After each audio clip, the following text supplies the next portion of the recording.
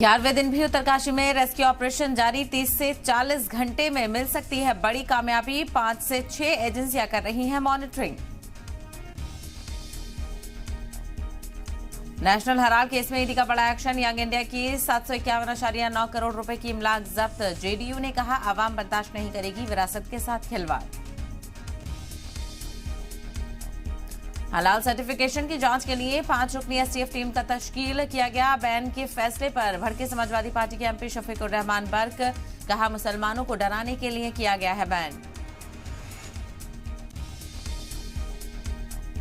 हैदराबाद में रैली के दौरान पुलिस पर भड़के अकबरुद्दीन ओवैसी। पुलिस ने तशहीर का टाइम खत्म होने का किया इशारा तो बोले कोई माई का लाल हटा नहीं सकता।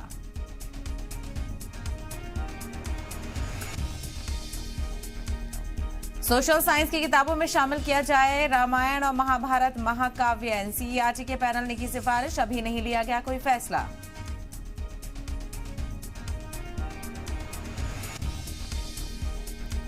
और आज G20 समिट की वर्चुअल मीटिंग। चीन के सदर की बजाय वज़ीर-ए-आज़म ली क़ियांग मीटिंग में लेंगे हिस्सा। मीटिंग की सदारत करेंगे पीएम मोदी। रूस के सदर भी होंगे मौजूद। हमास के कब्जे में कैद यरगमालियों की जल्द हो सकती है रिहाई। इजरायल के पीएम नेतन्याहू बोले आगे बढ़ रही है बातचीत। अमेरिकी सदर जो बाइडेन ने कहा जल्द मिल सकती है अच्छी खबर।